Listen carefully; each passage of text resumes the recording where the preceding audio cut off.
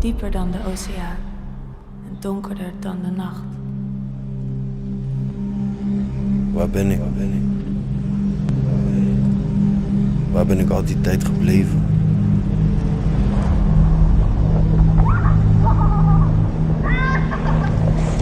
Ja, goed zo.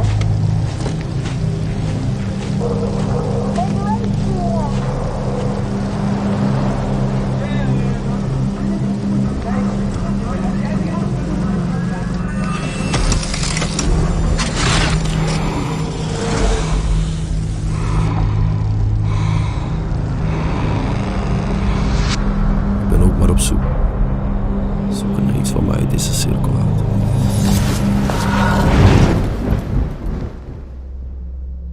Een leegte.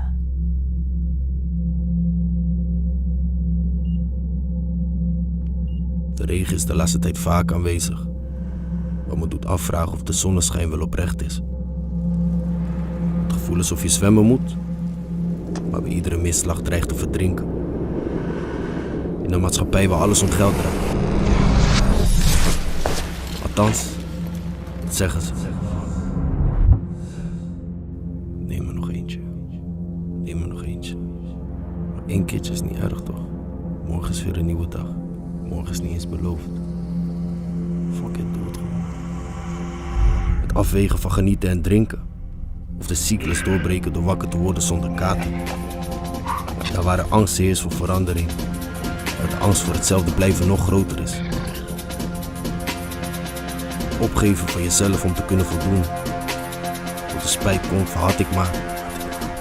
Wanneer de leeftijd hoger is, had ik maar.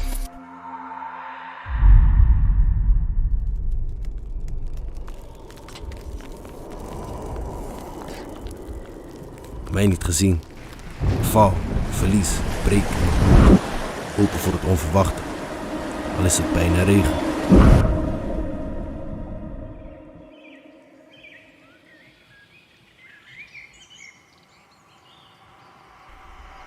Het leven leeft mij niet. Ik leef leven.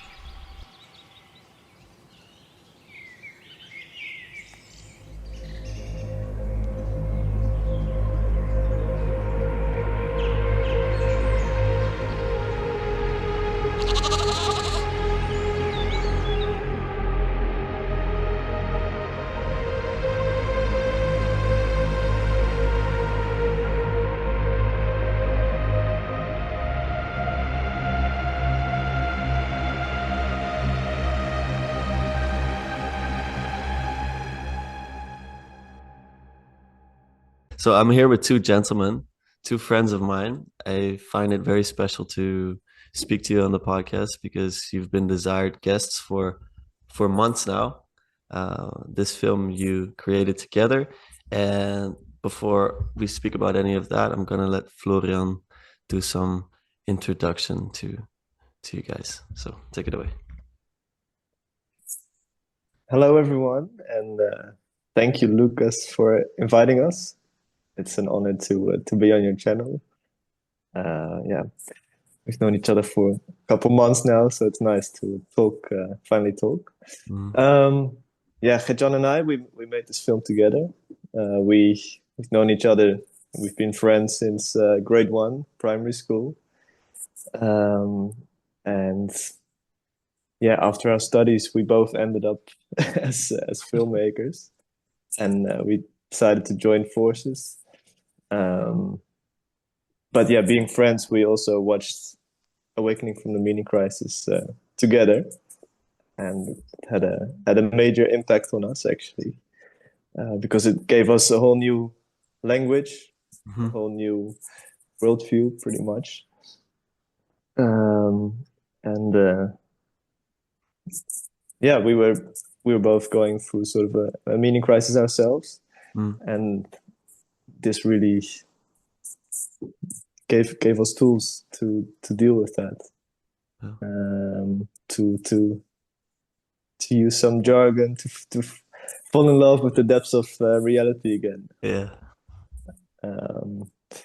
And yeah, it inspired us a lot. The film company we started, funny enough, named XR, which is Exploring Arenas, which is based on the agent arena relationship. Because we felt like with every film we made, there was a whole new arena to explore with the camera. So yeah, that Awakening from the Meaning Crisis and this little corner is fully twisted in our work and in us. And I think this film is also like a way to process like all these huge ideas that we got into by watching Awakening from the Meaning Crisis and just DLC and in general. So it's just a creative way of processing all these ideas. So yeah, maybe we can unpack some. Yeah, let's do it. Yeah. So before we do anything more, I think it's important to understand a little bit more about you guys, because I feel a big jump from the childhood to who you are now. And I also think that you guys are very different. So you're not one person. So I think the question that I will ask is, what makes you two different? What does Gertjan have, or who is he compared to you, and what do you have, Florian? Either one of you can pick that up, just to get a sense of the personal before. I can't see Gertjan, but now I can see you. You can start off. I can start. Well, I think one big difference is that Gertjan is more extroverted. I'm more introverted.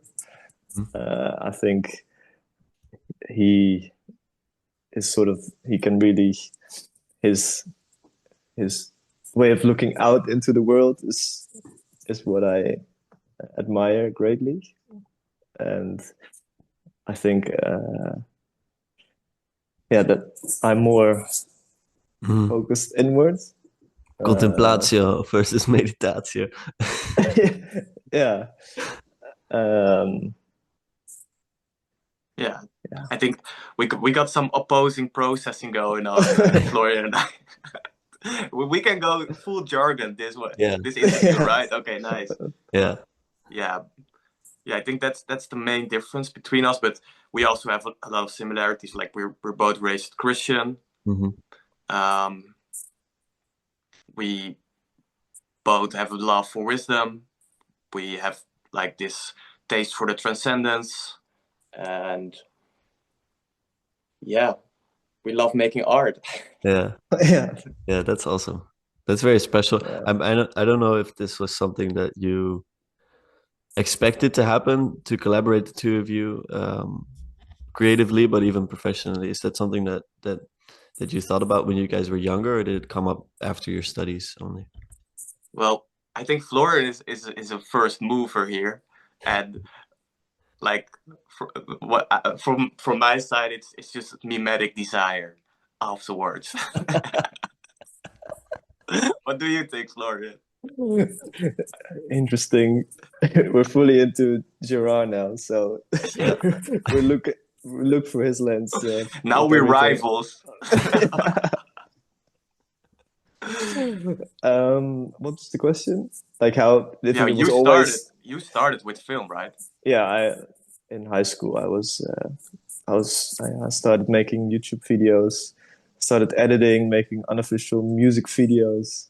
I think how a lot of filmmakers start. It's either skate videos or Call of Duty or anime edits. But for me, it was music edits. What kind of music? It was cloud rap, electronic music. Yeah. And then I had some friends that were producing, so that was like, then I picked up a camera and started making music videos for them. I was also really into making fashion films. So just a lot of making and creating. And then do you want to explain how we ended up working together? Yeah, you can tell, right? Or I can also do it. Yeah. Then yeah, maybe it's a bit of a big jump, but well, Gertjan was also editing in his free time, Hmm. also taking interviews and really, for example, your Ouroboros video. We watched last month actually together. Yeah. Was kind of your first? Yeah, yeah. I was more like doing video for like commercial purposes, but um, yeah, I think you and my girlfriend were both like real artists and really creative. Just sparked the possibility, or they made the possibility for me possible that you can also just make some video for artistic purposes only. And then I made like a video because I read the history and origin of consciousness, because I was really into like Jung and Jordan Peterson. And then of course you can start reading like this insane complicated book. So this is Eric Lemon, Eric right? Neumann, yeah. Yeah. And just to process it again, I made this video edit about it. And yeah, I think that sparked something like, oh man, you can just, this is also a way of processing. Yeah, Yeah. I think that's mostly it. I'd love to show that one actually. That is such a, you showed it to us and I was like, why is this not published somewhere? Really, yeah, it was really I can nice. send it to you. Yeah. Yeah, that's cool. Okay, so that gives me a better idea. Of course, I know you guys, and you've told me some of this stuff before, but um, I guess I'm taking this as an opportunity to also learn more about your guys' story. So I want to go a little bit back into time. Um, wisdom, the taste of transcendence you spoke about. Is this something that came up later in life, or was it already looming before for both of you? Or yeah, because for me, for example, I think it was kind of, encountering Verveek and Peterson that flipped the switch, sort of, Mm-hmm. and that I wanted to actually spend a lot of time on it, also intellectually, and so yeah, how is that for you guys? Yeah. Same here, I guess. Yeah. I think Yeah, a lot of Christian youth these days go through the same arc, right? Like Yeah. you join your father and mother to church, and then you feel like that it's how can I say this? Watch my words here. Uh, a bit stiff, and it's like different from like the secular materialistic worldview. Hmm. And I had a hard time to believe it. But then Peterson and Jung and all of that came back in. But Hmm. I'm curious how it's for you, Florian. yeah, I think similar. I think at the start of the film, you see Joe sitting in the red Yeah. smoke-filled room, and he's talking about this sense of emptiness that he feels, and that's I can resonate with that a Hmm. lot. I think, yeah, there was a certain moment in my life that I felt a lot of emptiness, Hmm. and like nothing made sense anymore. The world felt very meaningless. And then Gertjan actually inspired me for that a lot. He put me onto Jung, and I started to read Jung and yeah, about dreams, and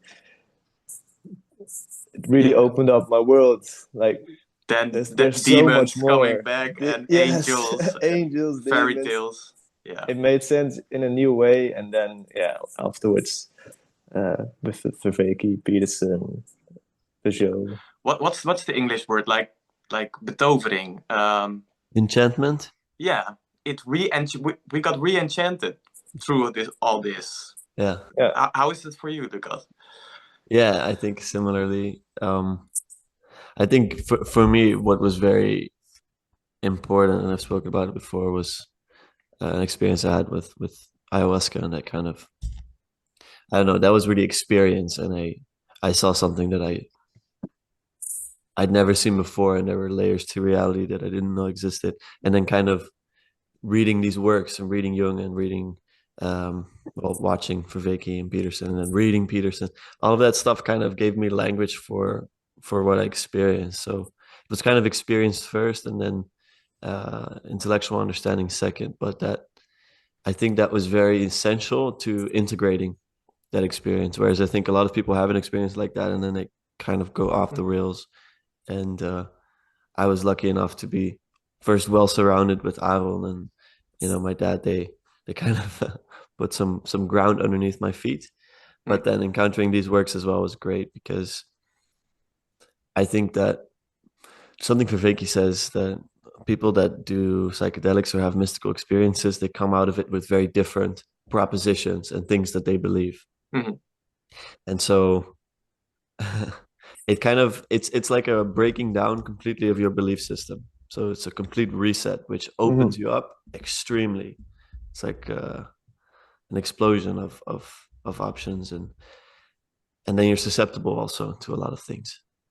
And so then I think I got into contact with the right thoughts and ideas, so that it was properly grounded in something. So yeah, I think that's how it was for me, and then got more enchanted. And of course it comes in waves, but yeah, I'm I'm really happy you guys made a film, because I think that's what the space needs. So just discussing Vervaeke Peterson and stuff like that, it's so propositional still, and so you guys doing this, it means a lot. And maybe it's a nice segue to speak more about the film.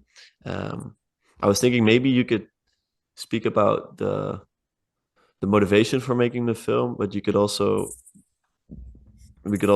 take up bits and pieces of the film and then explain a bit. It's whatever you guys would prefer. Yeah, I can start with a bit of a backstory. I think that's nice to lead us into it. So the person you see in the film, his name is Gilroy, and we grew up in the same neighborhood. That's how we know him. And yeah, right around the time that we were working a lot for companies, for clients, making videos for them, but we really felt the urge to make something for ourselves. And yeah, just before that, I met up with I met Gilroy again, and I heard that he was making music. So we decided to meet, the three of us, just to see what could happen. And yeah, well, we were of course talking about meaning with him, and we came to the conclusion that he was also dealing with this, but with his own language and his own perspective.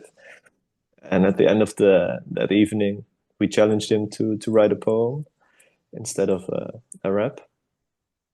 And that was the start of this whole process. We met up, I think, 2 weeks later or something. He formed the poem for us, and we were instantly in shock. Like we recognized so many themes from the Awakening from the Mini Crisis vocabulary that we could really see the depth of the poem. And then we talked to him about it and what it meant to him. Well, then we went into a whole process, but in the end, we came back to this poem, and the film, the images are based on that poem. Yeah. Awesome. Do you want to add something to that, Gertjan, or do you think he got it right? No, I think he got it right. Good. Yeah. And it was about a 3-year process, was it, or 2.5 years? Yeah, on and off. Okay.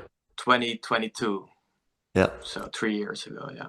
Maybe it's good to add to all of this. I mean, I haven't even mentioned it, but you guys also host a podcast in Dutch that I've promoted on here before, and I think it's definitely intertwined with this film.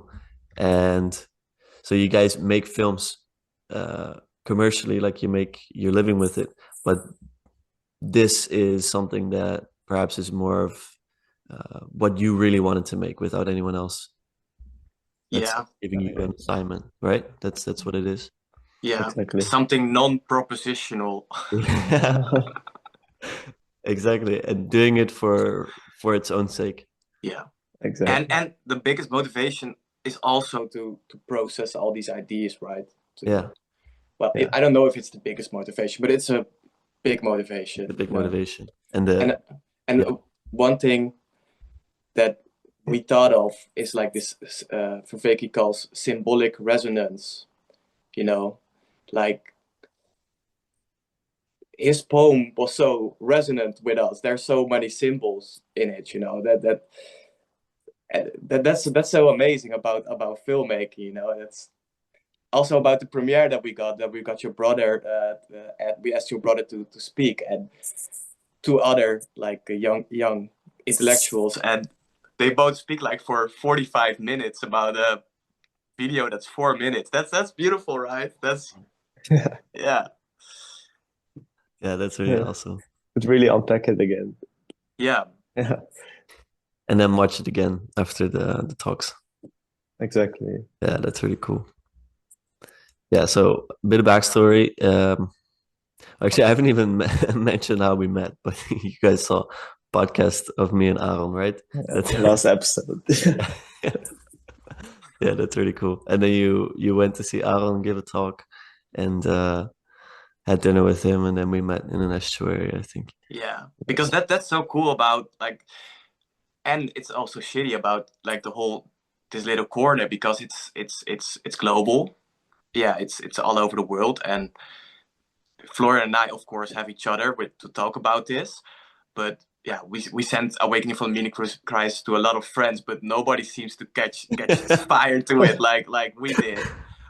Until I saw like the YouTube algorithm gave a recommendation for Lucas and Aaron, and I thought something Dutch about this, and they were they were speaking about the same same subjects as this little corner. So I looked up Aaron, and then I saw that he has like a public talk about beauty in my city the next week. So Flora and I, we were like, okay, let's visit this guy, you know. And then he we saw his talk, and afterwards we tried to get in contact with him. But you know, this guy, he's really popular. He's really popular with his students.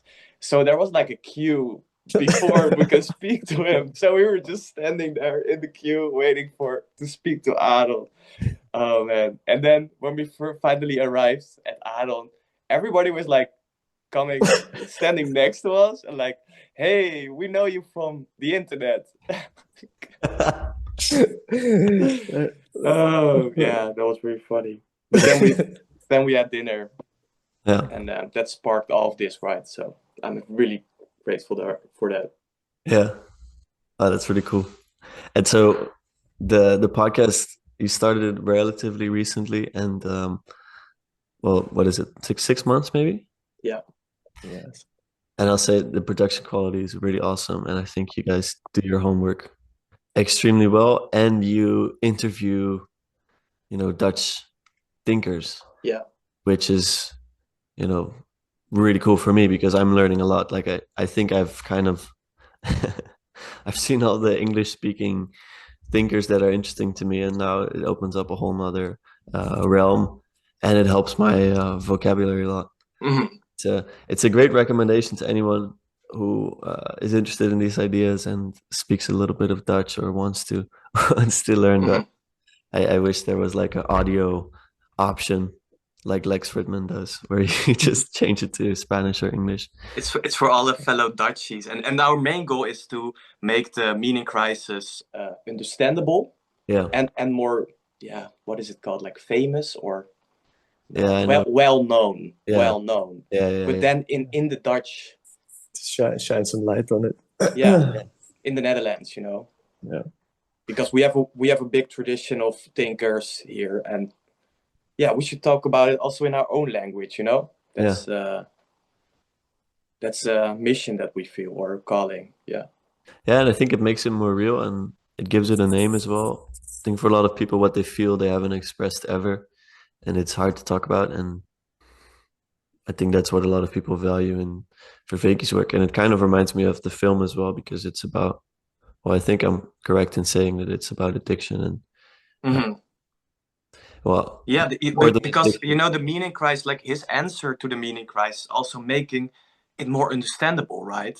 Like Yeah, he has many answers, and but one part of it is to see it more clearly, yeah, yeah, like this. exactly. And this is also what I think that the TLC needs to talk about more, like about the meaninglessness and the nihilism of our culture that is eating us, and it's everywhere.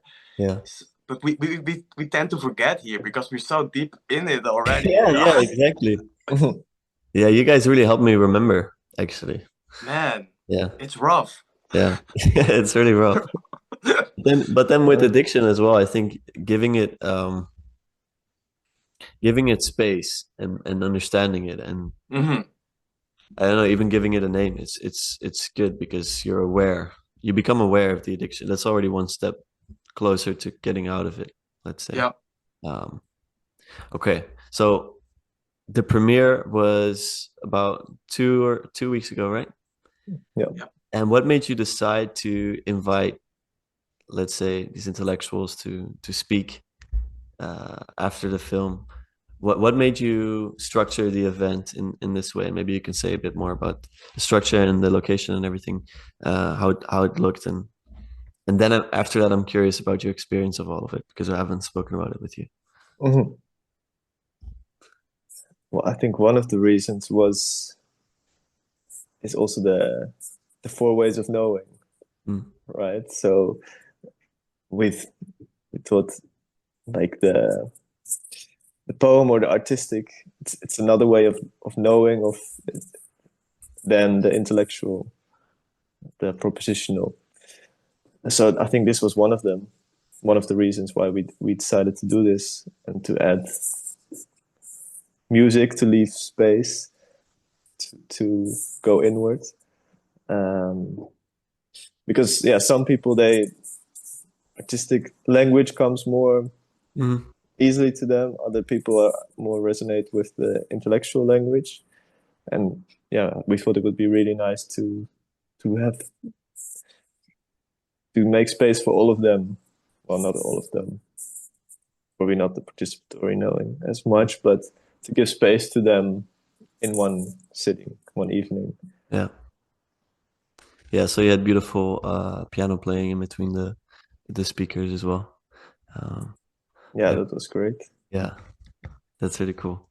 And so what we could do is go in depth on the film, or go in depth on the talks in between and how they basically highlight different parts of the film.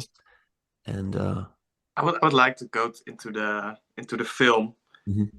because I want to use some of the opportunity to speak full in the Awakening from the Meaning Crisis jargon. All right. Finally. Yeah. Yeah, and I'm also curious how what you experienced while watching the film, Lucas. Yeah. Well, I can start with that.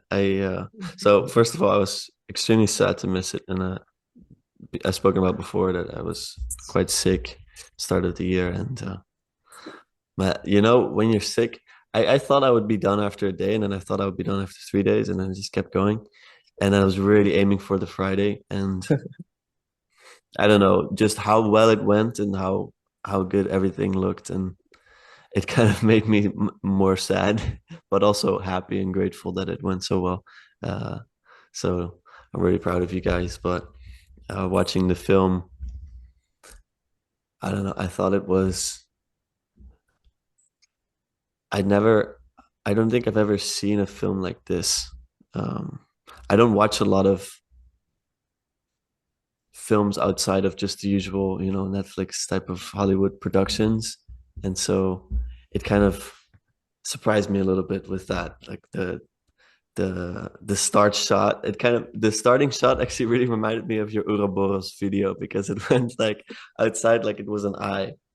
Um, I loved the poem, and that it went on throughout the film, and that even when scenes could get really loud, let's say you could have used all of that sound, screaming, for example, you still felt the poem and I don't know, this.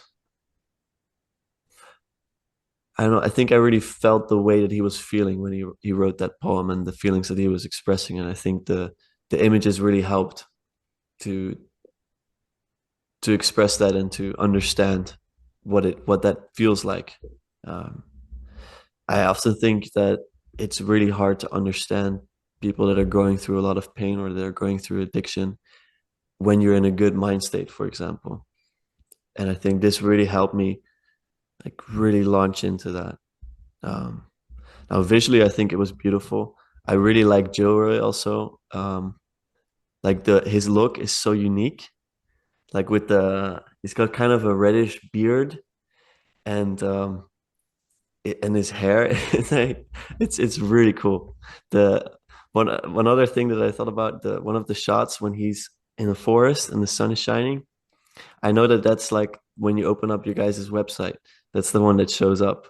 And the first time I saw that, I was like, "Whoa, these guys are on a different level," and it was really fun recognizing that. But the entire film were these shots where you could put them on a website, and I would just be like, "This is a uh, different level." So that mostly it was me just being extremely proud and impressed with your guys' work, and I could tell how much time and effort went into it, and how much intentionality you put into it as well.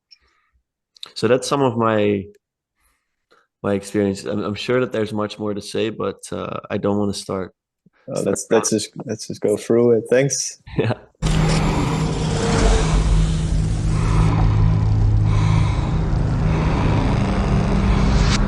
Ik ben ook maar op zoek. Zoeken naar iets wat mij uit deze cirkel haalt. Yeah, so here says, I'm just searching, looking for something to take me out of this spiral. Well, we immediately thought of parasitic processing when he mentioned that spiral. So in the Awakening from a Meaning Crisis, Vervaeke mentions that concept. And yeah, that put us really on a path, like, okay, this narrowing down of your world and your possibilities. How can we visualize that? And one thing that is really common here in the Netherlands is that in every village, in every city, there is like a group of guys just sitting in a car, hotboxing. Yes. Those are my friends growing up. Yeah, so we were like thinking of how we can just visualize this. So, Florian, am I missing something here? No, continue. Yeah, so this car really became a symbol for us. So and the reddish colors really, for me, it means like more the warmth, you know, because you know this car is also like a comfort zone, you know, like hotboxing, like also the symbolic meaning of like smoking weed and being like into this altered states of consciousness is also like getting back to the warmth to Oh, reference. the womb. Sorry, I wasn't sure what you were sorry. saying. No, Sorry. I understand. Yeah. Sorry, Yeah. this is not my I'm not the native. No, but it's good. Yeah, I get what you mean. Yeah, baarmoeder. Yeah. That's what I mean. That's also with Erich Neumann, right? He sees that like all narcotic neigingen, tendencies are actually like you want to go back to the womb. Yeah. So that's why we picked this reddish color, you know. Yeah. Yes. So here you can get an insight in like our process. Like this informs me. Oh, okay. Red is the color for this scene, you know. Yeah. Man, it makes me wonder, did you consider yourselves being speakers in between as well? Because this is a really cool insight for me to hear. Was that something you considered, or were you sure you wanted to put other people at the premiere speaking? At the Premiere. No, we thought we'd explain it now. Yeah, that's cool. Well, that's awesome. Yeah, because it's also, I understand, because it's into the weeds, of course. So that's awesome. Though. Yeah. Do you want to do another shot, or is there more to say here? I think the car it comes back throughout the whole film, Yeah. but we can talk about that later. Okay. Yeah, where I want to go to, but maybe I go a bit too quick now, Florian, to like the I feel, I fall, I feel part, but maybe you want to highlight something more in between, but that's up to you. I'll just pull up the poem. I think that's The rain has been frequent lately, make me question if the sunshine is ever truly real. no. We can go to that part. I think that's the most. Yeah, I think the three beginning lines, and then it repeats, right? Then it repeats like this spiral, like he's. Yeah, the pattern continues. The pattern continues, you know. And yeah, he maybe you can play it from here. Een leegte.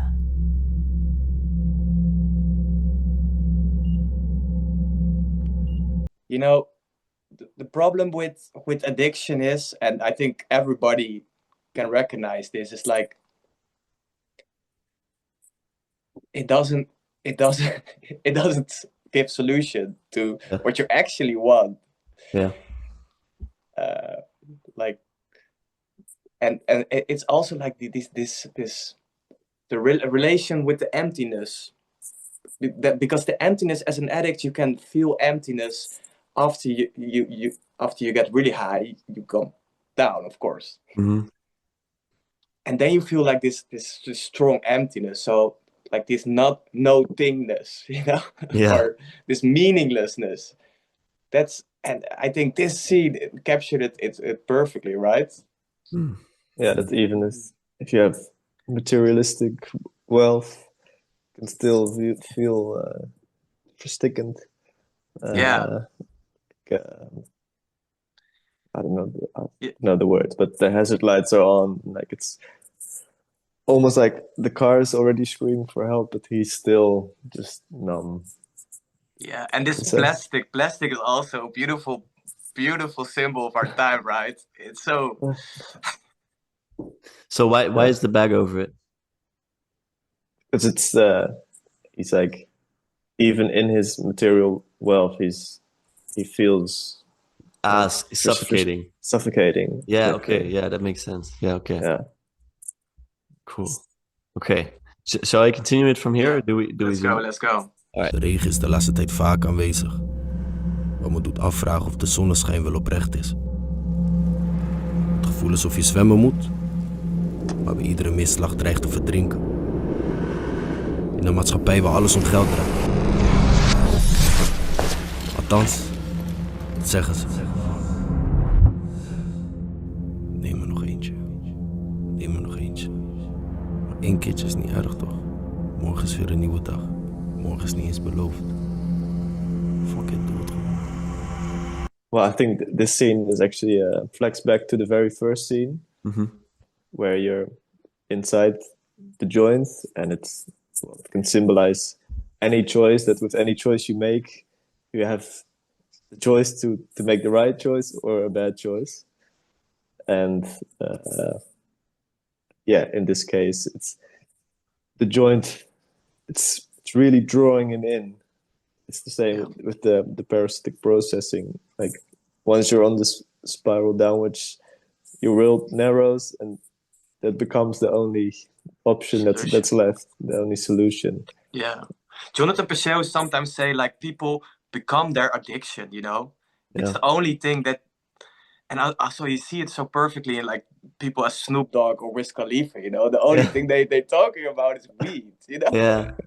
Yeah, I told Gertjan I had a talk about your film with a friend of mine in the gym the other day, and he was opening up about also being addicted to weed specifically, and he was saying that he almost felt that it's a betrayal of himself if he would stop, which I thought was really interesting. I never heard something like that before. That kind of afraid of stopping because what is an addict who doesn't use? You know, like Yeah. that was such an interesting thing he said. I didn't know what to do with it, But it gets into your whole identity, even, right? yeah, That's the problem. And it narrows down the possibilities in the world. You know, that's the parasitic processing concept. yeah, Yeah, it's sad, but I think we portrayed it well here. You know, because in the end, you see like also the there's like an effect that narrows down his vision, and that's yeah. and you get sucked into it. You know, that's all these themes helped us. So this has helped us a lot. You know, this concept of verveki. Yeah. Het afwegen van genieten en drinken. Of de cyclus doorbreken door wakker te worden zonder kater. Daar waar de angst heerst voor verandering. Maar de angst voor hetzelfde blijven nog groter is. Opgeven van jezelf om te kunnen voldoen. Tot de spijt komt van had ik maar. Wanneer de leeftijd hoger is, had ik maar.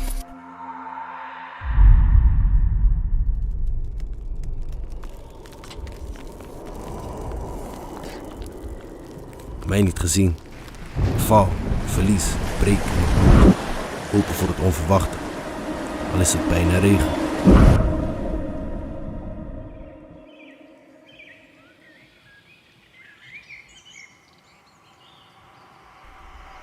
Het leven leeft mij niet. Ik leef leven.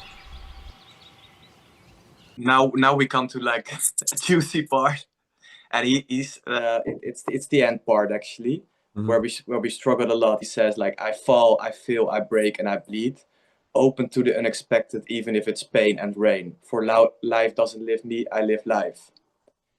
Well, this was a hard one for us actually, like, but also this one is like really rich, and he wrote it, you know, so Yeah. yeah, I don't want to get too fast, but Florian, do you want to say something about this, or? No, I will jump in. Okay, great. At the end, the last episode of The Awakening from the Meaning Crisis, episode 50, John Vervaeke brings up Paul Tillich and his book, The Courage to Be. The Courage to Be. Why am I telling you this? Because in the next scene, you see like a shot that's a dolly zoom, we call it in film, and he looks up to the camera. He faces the camera, and then the whole perspective changes. It's like a trick, a camera trick. For us, that symbolizes this whole courage. Well, what is this courage? Well, I have it here. It says,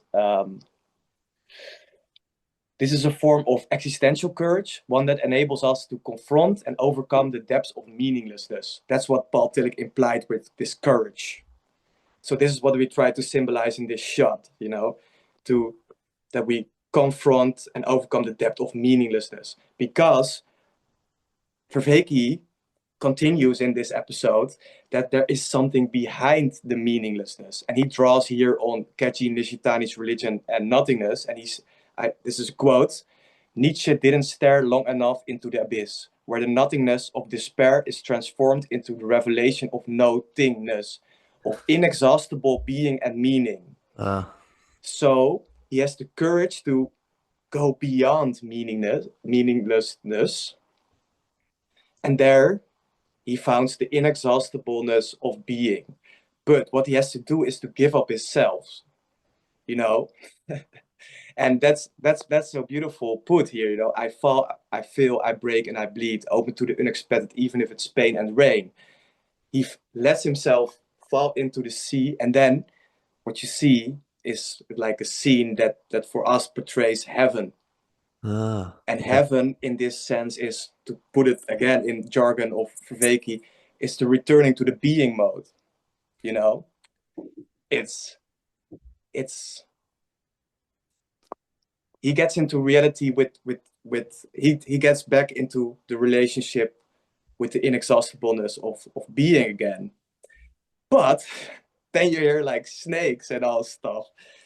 And he turns around because, as Vicky mentions, like you can't stay in the being mode forever. You got to embrace the fact that there's also a having mode, that there is no fullness in being, and this relates perfectly with this beautiful talk of Jonathan Peugeot at the Quest for a Spiritual Home conference. And this was a breakthrough talk for us because it helped us a lot because there he implied like the shadow side of this whole getting in relationship with the inexhaustibleness of being. Because what this also means is that you get a lot of disappointments. Yeah. And he really helped us understand this, And this is also really important for Vicky. And he puts it in his own words, like, put it on my tombstone. What's the right word? Tombstone. No nostalgia or utopia, right? Can you remember? Yeah. He says that a lot. This is really important for him, like this infinite self-transcendence, this transjectivity, the transframing, like getting that is like his answer also to the meaning crisis, right? So, well, as you can see, this part like fires me up. That's but awesome. I'm gonna stop talking for now, and I'm curious like what you guys think. Yeah, Florian, maybe you want to jump in? Yeah, I think to add to that, the opposite of parasitic processing is reciprocal opening. And that's also what's happening here. Spiral is going open. He's falling in love with life again, and in that falling in love, he is accepting that life also exists. There's pain, and life is not just fun. He's accepting the reality pretty much, but he has the courage to accept life as it is. Courage to be. The courage to be. Yeah. So that's living life, let's say. Yeah. Okay. Yeah. That's super cool. Man, I want to cut that Gertjan bit out and just like eternalize it somewhere. And animated by the spirit. That was beautiful. Really nice. Do we play along, or what do you guys think? Let's go. Stop at the lamp. Okay, we stop at the lamp. Good.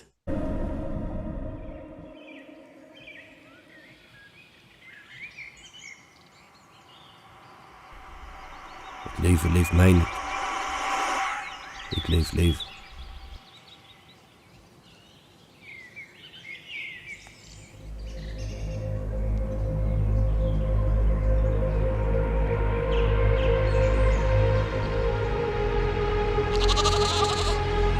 Where did you find that little lamb, though? Also from a school friend of ours. Okay, cool. All right, tell me about that.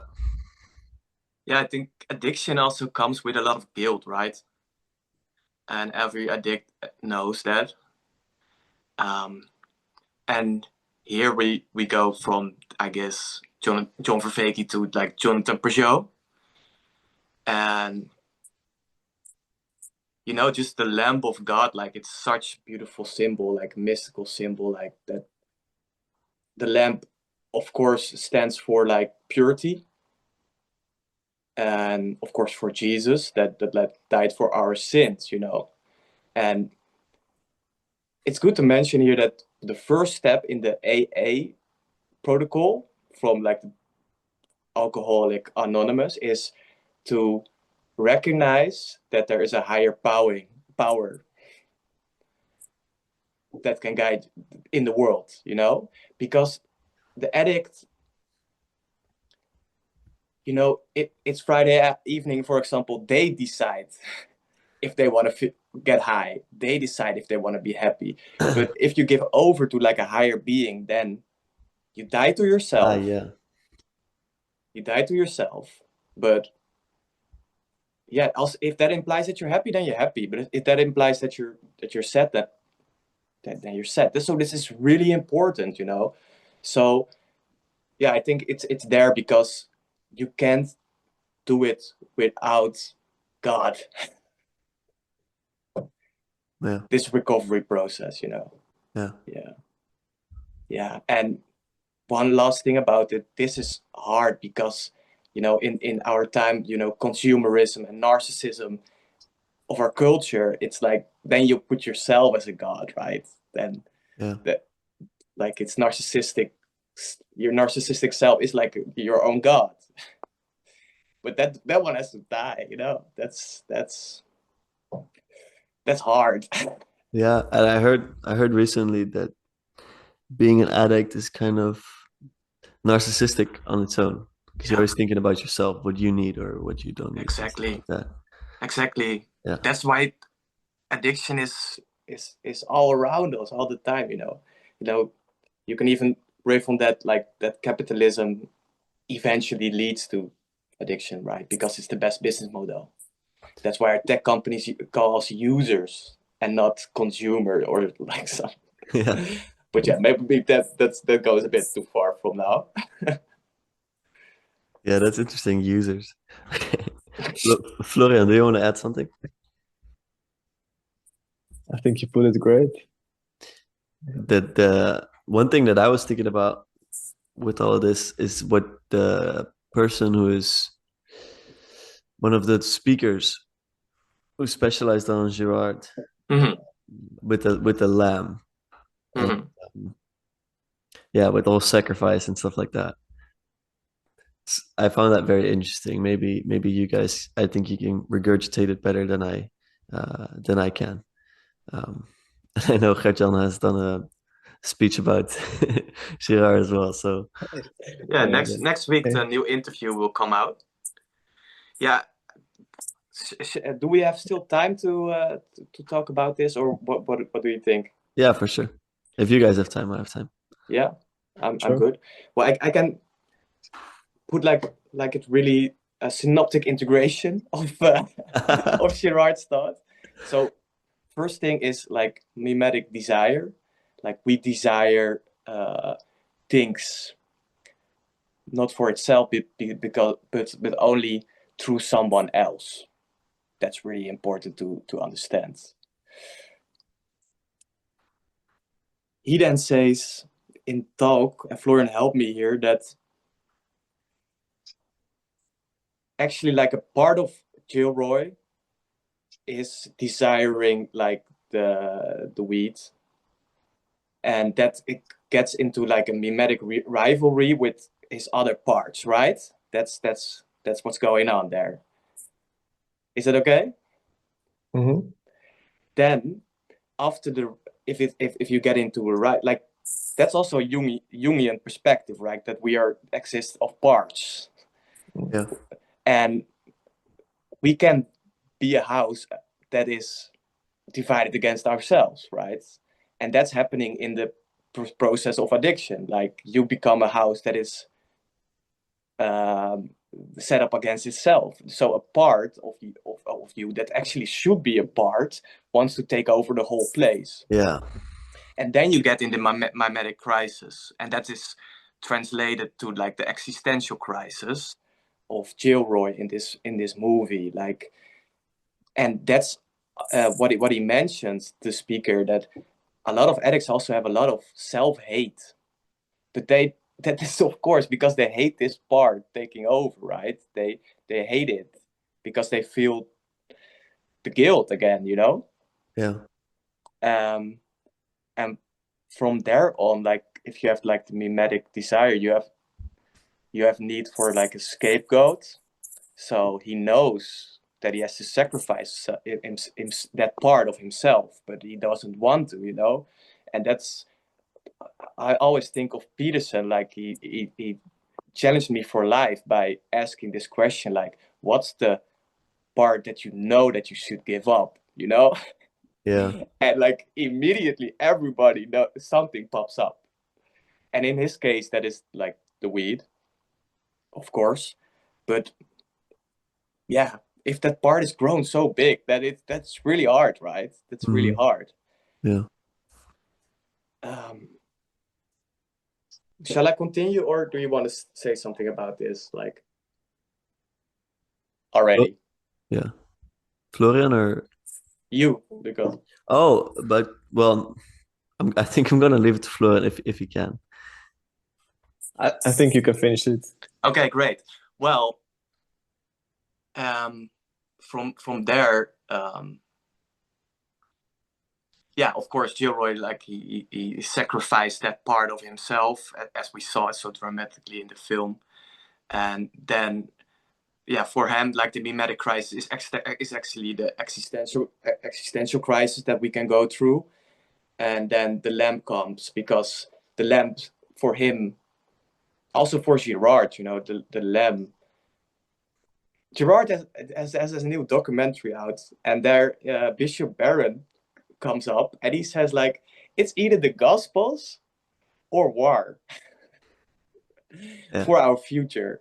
You know, that's the problem. You know, it's and it's also for the addict. Like, it's either the Gospels or like recognize something higher than yourself, or destruction. Yeah. Death. More inside yourself. Yeah, and that spiral just leads to death. You know, it's death. Yeah. So it's that's so beautiful about the Gospels and about, you know, the Lamb of God. It brings life, but it really brings life. You know, it's that's so beautiful. Yeah. So there's a tendency for an addict or whoever's in a bad situation or community to externalize their troubles and to make a scapegoat. And with this, Gerard proposes that you have to look inside, I guess. And I think it symbolizes the self-sacrifice instead. Yeah, the self-sacrifice is really important. Yeah. Forgiving is really important. Yeah. What you want to say, Florian? Yeah, that instead of finding the scapegoat, you sacrifice the part in yourself. You sacrifice yourself. Yeah. It reminds me of IFS, do you know, internal family systems therapy? It's about recognizing that you have parts, but in that system or in that school of thought, let's say, all the parts are good. That's a part of it. Just like in Alcoholics Anonymous, where you say there's a creator, IFS says all parts are good, but sometimes one part gets too strong or has a So, and I guess this brings me a great insight, because like what he seeks is also like this ecstatic, this transjectivity, right? That is also with weed, and I find out myself, like it's a transjective experience, right? It's an altered state of consciousness, and it's important. That's what we seek as human beings. Even Vervaeke, I reckon that he says that in Awakening from the Meaning Prize, like we need it even, but it's stupid to do it only through like a substance. So how do you do it without a substance? Yeah, that's a good question. That is also like something that I'm figuring out right now, because I feel the need, like the behoefte, what is it in like desire. Yeah. And yeah, I find it in meditation. I find it in like breath work. I find it in like church. Like through mass. I find it as well. I find it through great conversations. And that is also a great insight that your brother gave us, because he also, at the premiere, he got really deep into parasitic processing. And he says, like, the opposite of parasitic processing is not sobriety. No, it's more love.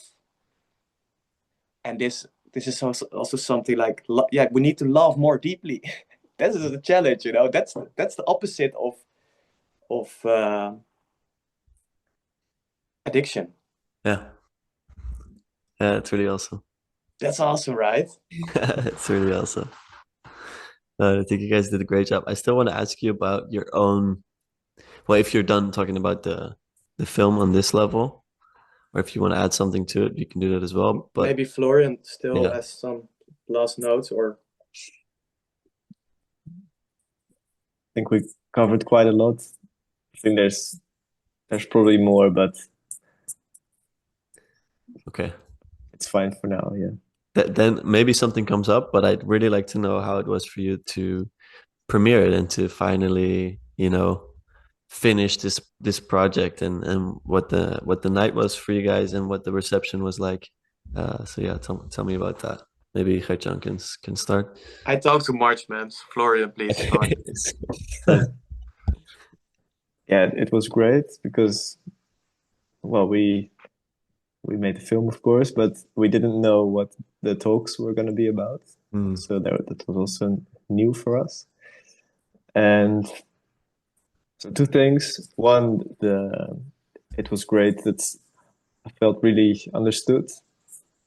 Like you make something really abstract, and then people can give words to it in a different way that you would yourself. So I felt really seen and heard. And that's sort of the bridge to the next one. This was also an act of opening for a lot of friends, family, and people around us to, yeah, reciprocal opening to. We really felt like we opened up this like a deep look into our psyche, which is also scary, but also very very nice to do. Mm. Yeah, I have nothing to add to that, actually. Yeah. So were you guys nervous, excited, relieved? What did you feel? What did you feel like on the night? Because I would have been really happy to like see you guys before and watch you guys during how you were enjoying it, and then speak to you guys after. So I'm just trying to take a moment to get some of that. I think felt everything that you mentioned at the same time. Mm. So high, Yeah. I guess. Yeah. Or just, no, that's maybe not the right word, but just very alive. Mm. Yeah. John, anything to add to that? Yeah, I felt natural ecstatic. Yeah. I love that. Well, I really hope that you guys do more. Like, I love the podcast, and I love that you're gonna do more with that. But I hope the filmmaking about these types of topics doesn't stop either. If anything, uh, I hope it expands and becomes a bigger part of this whole ecosystem. And like percentage wise, I want much more art. So yeah, that would be really awesome. Yeah. Yeah. Anything you guys wanna say before we head out today? Thanks for having us. Yeah, thanks for having us, because it was a pleasure. It's a pleasure. Yeah, And, thank you guys for sharing. And I'm happy that you exist, Lucas. Yes. As far as you know, I do, yeah. Well, actually, you guys know me in person, so I can't be. You can confirm he's real. Yeah, You're not an AI. yeah, exactly. Face reveal. No, but we'll talk a little bit after this, after I stop the recording. But I just want to say publicly again that I'm really, really impressed with this work, and I really encourage you guys to keep going with this project and with the wonderful podcast that I learned so much from. Um, I'm so happy that there's people like you guys, especially in my environment, because it means that I can actually see you guys and talk to you. And yeah, so a deep thanks, and I just feel a lot of excitement, and yeah, I feel thrilled to know that I know you guys, and to see you guys continue to grow, and yeah. So let's do that. Yes. Same to you. It's very nice to meet like-minded people in person, Mm. because it's, yeah, so different than online. Yeah. All Dutch lurkers, come out. All three of you, you need to We need you. all right, we'll end it here. I'll stop the recording.